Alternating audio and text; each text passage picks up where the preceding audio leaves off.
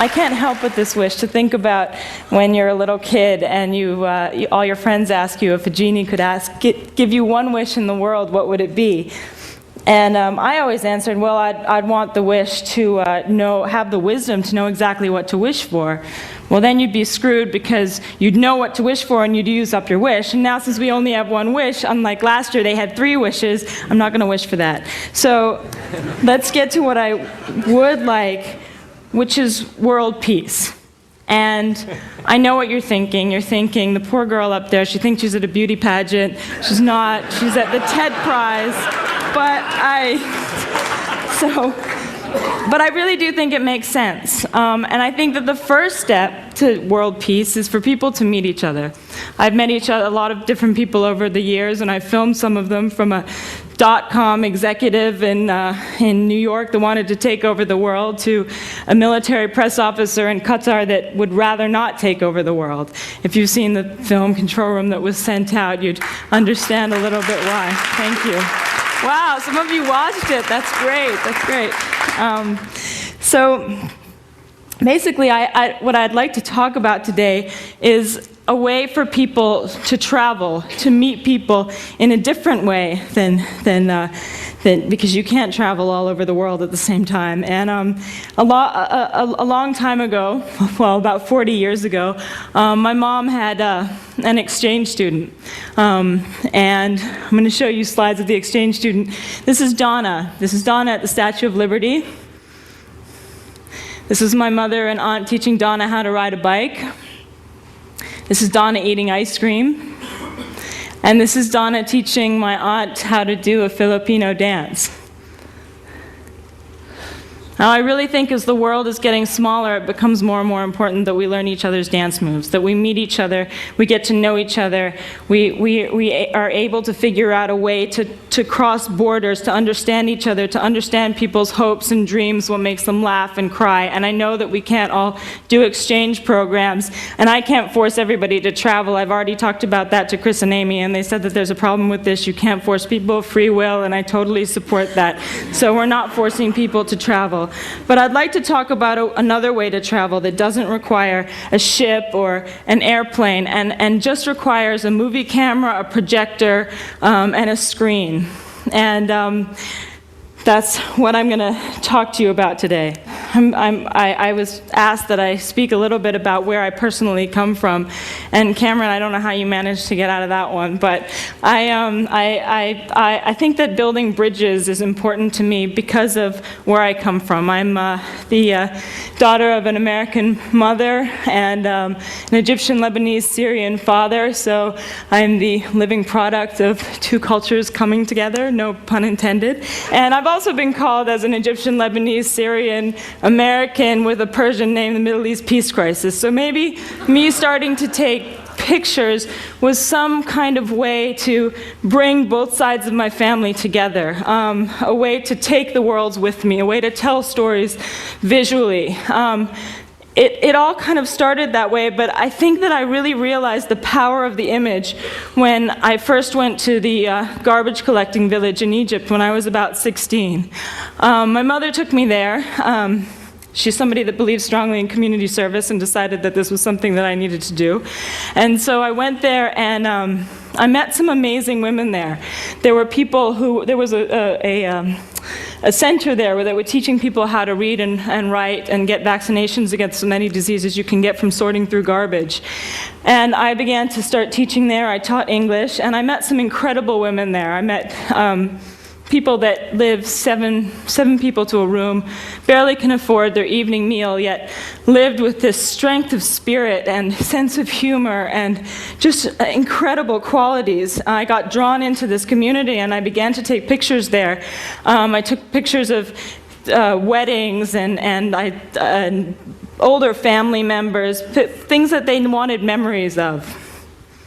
About 2 years after I started taking these pictures, the Cairo conference, UN conference on population and development asked me to show them at the conference. So I was 18, I was very excited. It was my first exhibit of photographs, and they were all put up there. And after about 2 days, they all came down except for 3.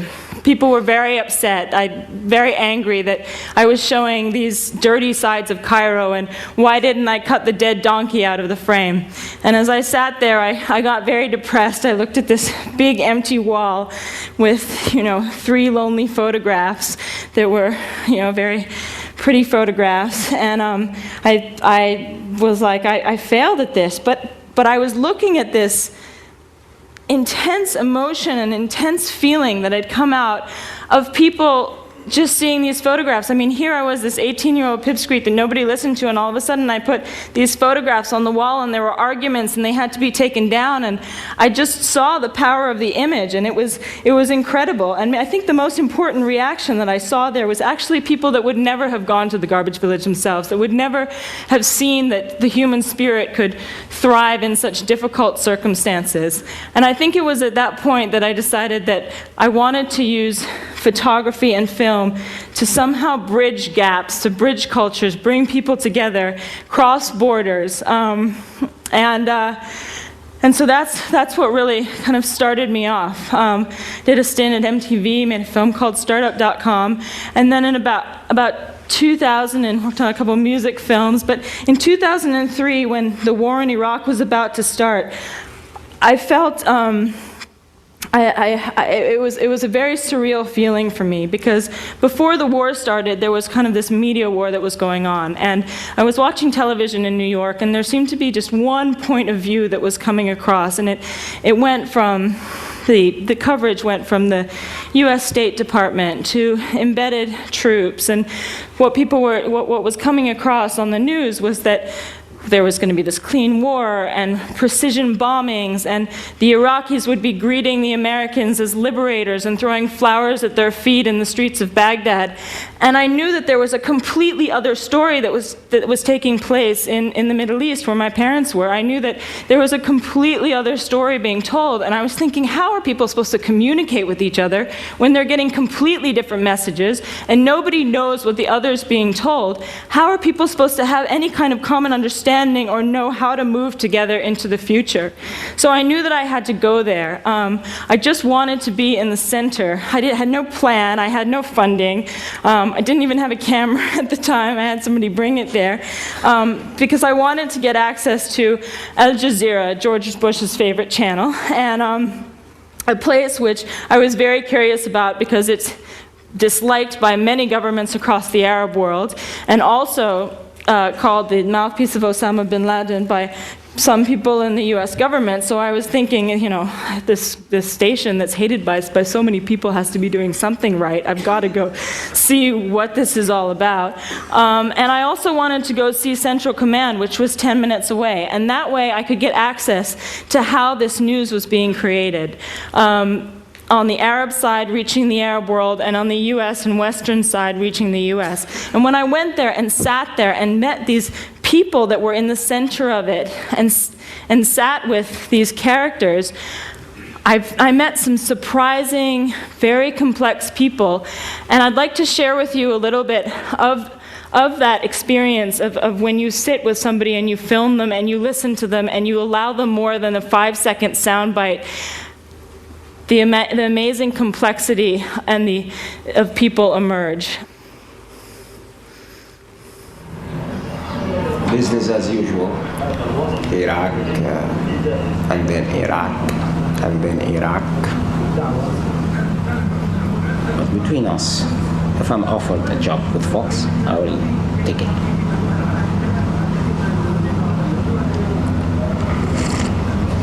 To change the Arab nightmare into American dream.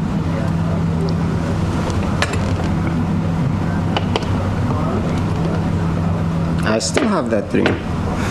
Maybe I will never be able to do it, but I have plans for my children. When they finish their high school, I will send them to America to study there. I will pay for their study, and they will stay there.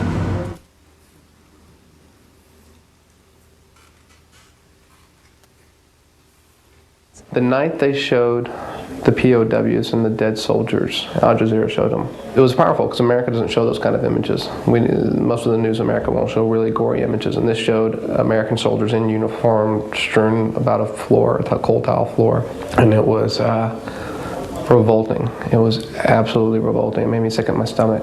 And then what hit me was the night before, there had been some kind of bombing in Basra, and Al Jazeera had shown images of the people, and they were equally, if not more horrifying, the images were. And I remember having seen it in the Al Jazeera office and thought to myself, wow, that's gross. That's bad. And then going away and probably eating dinner or something, and it didn't affect me as much.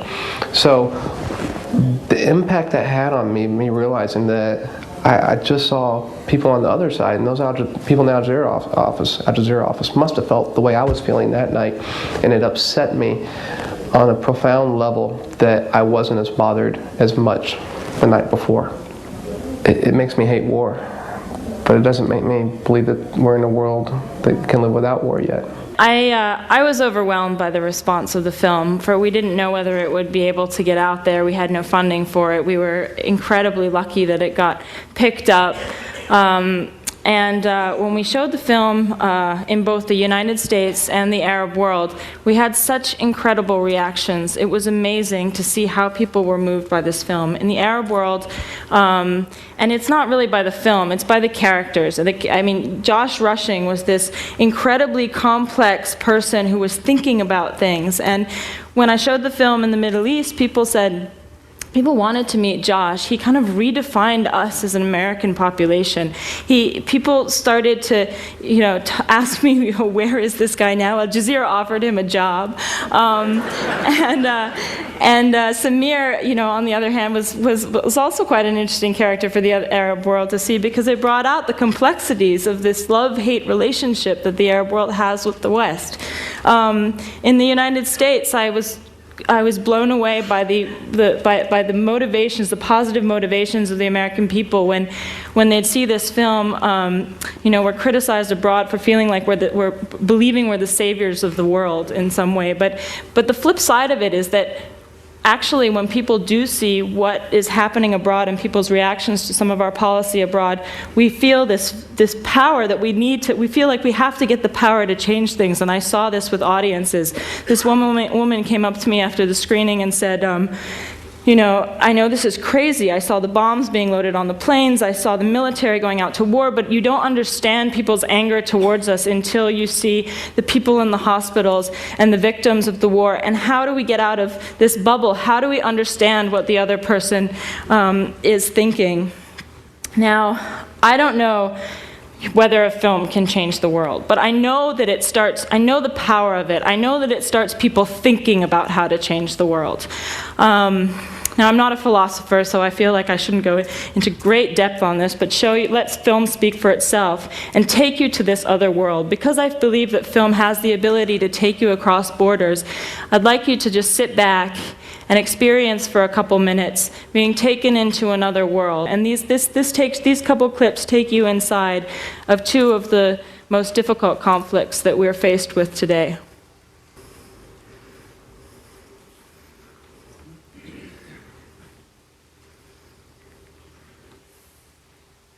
لازم حدا يضحي بحاله، طول ما في ظلم واحتلال في تضحية. هذا مش تضحية، هذا انتقام.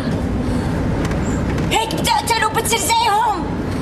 وببدل في الفرق بين الضحية والقتل. الفرق انه بطل في عنا خيارات ثانية كيف الناضل، يفتحوا لنا مجالات للنضال، لو في عنا طيارات كان ما كنش في عنا استشهاديين. الفرق الوحيد انه اسرائيل اقوى بكثير عسكريا وانت مش قوي اتهم. كان خلينا نكون متساويين بالموت، دائما راح يكون عندنا الجنة باذن الله. ما في جنة، هاي خرا نذكرها بالراسك. استغفر الله العظيم، استغفر الله العظيم. الله يسامحك بس. استونيك مش بنت ابو عزام. مع كل هذا بفضل يكون عندي جنة في راسي، لأني أعيش حياة الجحيم اللي إحنا عايشينها. إحنا ميتين بالحياة. لو وداك على الموت غير اللي أمر منه. وشو مع إحنا اللي بننقى؟ فكرك راح نربح هيك من وراء العمليات؟ أنت مش شايف اللي بدك تعمله عم بخرب علينا كلنا، وبعتي لإسرائيل ذريعة تكمل مشروعها. يعني اذا ما فيش دليل اسرائيل رح توقف مشروعها. ممكن إذا بنرجع نحول المعركة لمعركة أخلاقية. انا مش فاهم كيف بدك تحول المعركه لمعركه اخلاقيه واسرائيل ما فيش عندها اخلاق اصلا.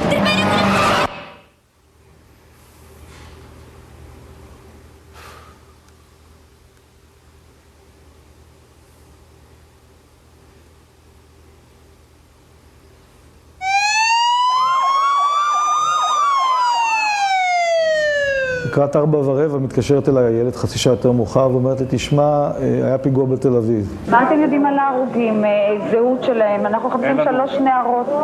אין לנו שום אינפורמציה. מה את מחפשת? 3 בנות, הם היו 4 ביחד, ואחת פצועה פה וה3 אין קול ואין. אני אומר, כן, זאת בת חן, זאת הבת שלי. אתה בטוח שהיא מתה? לי כן.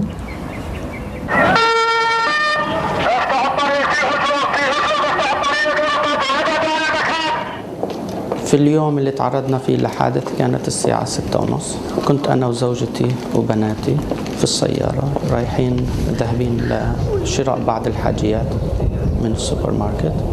عندما وصلنا هون شفنا 3 جبات كانوا واقفين على جنب الشارع. وين السيارات هدول؟ كانوا صفين هون على جنب الشارع. بس وصلنا عن الجيب الأول بلشوا يطلقوا علينا النار من الجهة اليسرى. وبنتي كريستين عمرها 12 سنة انقتلت في هذا الحادث.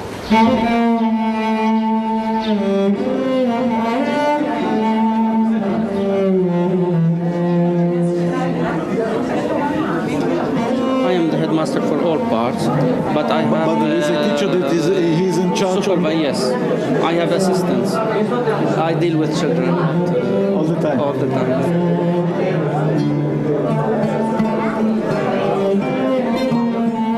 في البداية كانت فكرة غريبة. بعد التفكير المنطقي ما لقيتش أي مانع ضمن تسامحنا وضمن مبدأنا إنه نتقابل نفهم الطرف الآخر شو المعاناة اللي نحن عانيناها. היו הרבה מאוד דברים שהרגשו אותי. שאנחנו רואים שיש פלסטינאים שסבלו מאוד, איבדו ילדים, ומאמינים בתהליך השלום, ומאמינים בפיוס. אם אנחנו שאיבדנו את היקר מכל, יכולים בינינו לדבר ולצפות ולראות ימים טובים יותר, אז כל האנשים האחרים שלא עברו את זה, בוודאי שהם חייבים.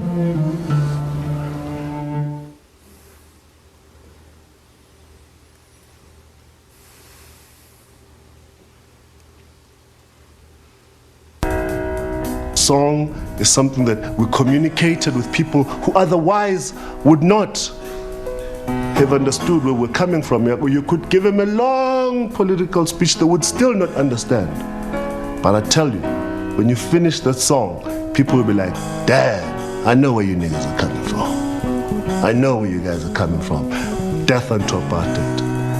It's about the liberation struggle. It's about those children who took to the streets, fighting, screaming, free Nelson Mandela. It's about those unions who put down their tools and demanded freedom. This Obuya, yes, Yebo, yes, yes, yes. Oh, freedom.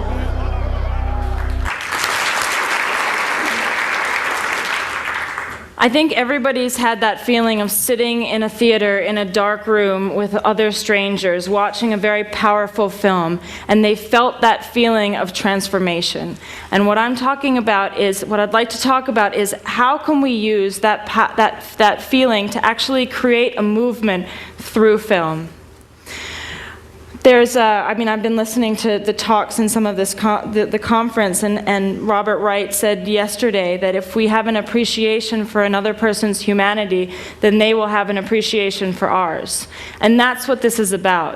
It's about connecting people through film, getting these independent voices out there. Now, Josh Rushing actually ended up leaving the military and taking a job with Al Jazeera. So his feeling is that it's Al Jazeera International because he feels like he can actually use media to bridge the gap between East and West. And that's an amazing thing.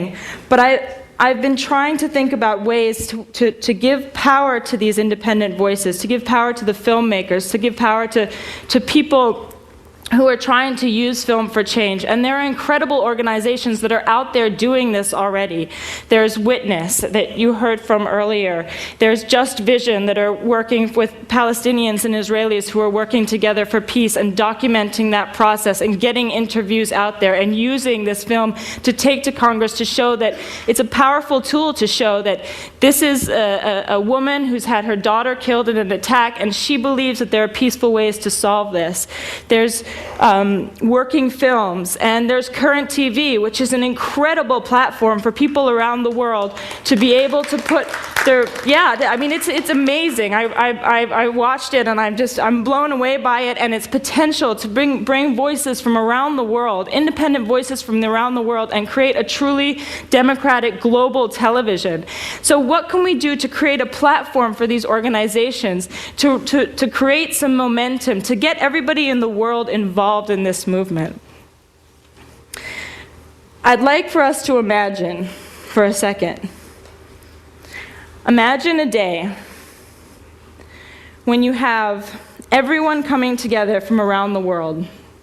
You have towns and villages and theaters, all from around the world, getting together and sitting in the dark and sharing a communal experience of watching a film or a couple of films together. Watching a film which maybe highlights a character that is fighting to live, or just a character that defies stereotypes, makes a joke, sings a song, comedies, documentaries, shorts. This amazing power can be used to change people and to bond people together, to cross borders and have people feel like they're having a communal experience. So if you imagine this day when all around the world you have theaters from around the world and places where we project films. If you imagine projecting from Times Square to Tahrir Square in Cairo, the same film in Ramallah, the same film in Jerusalem. We could even I've been talking to a friend of mine about using the side of the Great Pyramid and the Great Wall of China. It's endless, what you can imagine in terms of where you can project films and where you can have this communal experience. And I believe that this one day, if we can create it, this one day can create momentum for all of these independent voices. There isn't an organization which is connecting the independent voices of the world to get out there. And yet I'm hearing throughout this conference that the biggest danger in our future is understanding the other and having mutual respect for the other and crossing borders. And if film can do that, and if we can get all of these different locations in the world to watch these films together, this could be an incredible day. So we've already made a partnership, actually, set up through a TED, somebody from the TED community. John came and introduced me to Stephen Abcon from the Jacob Burns Film Center, and we started calling up everybody. And in the last week, there have been so many people that have responded to us, from as close as Palo Alto to Mongolia and to India. There are people that want to be a part of this global day of film, to be able to provide a platform for independent voices and independent films to get out there.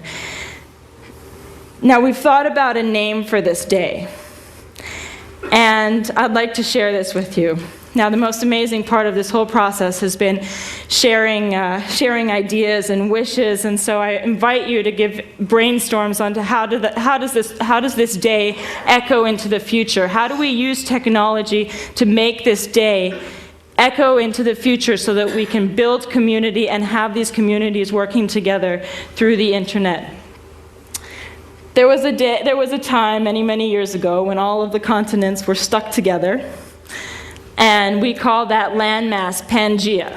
So what we'd like to call this day of film is Pangea Cinema Day. And if you just imagine that all of these people in these towns would be watching, then I think that we can actually really make a movement towards people understanding each other better. I know that it's very intangible, touching people's hearts and souls, but the only way that I know how to do it, the only way that I know how to reach out to somebody's heart and soul all across the world is by showing them a film. And I know that there are independent filmmakers and films out there that can really make this happen. And that's my wish. So I guess I'm supposed to give you my one sentence wish, but we're way out of time. That is an incredible wish. Pangea Cinema, the day the world comes together. It's more tangible than world peace, and it's certainly more immediate. But it's the day. It would be the day that the world comes together through film. The Ladies power and gentlemen, of film. Jehane Noujaim.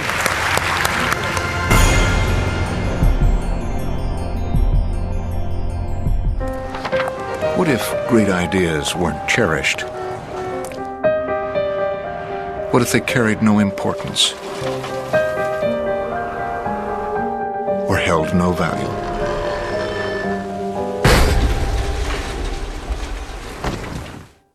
There is a place where artistic vision is protected, where inspired design ideas live on to become ultimate driving machines.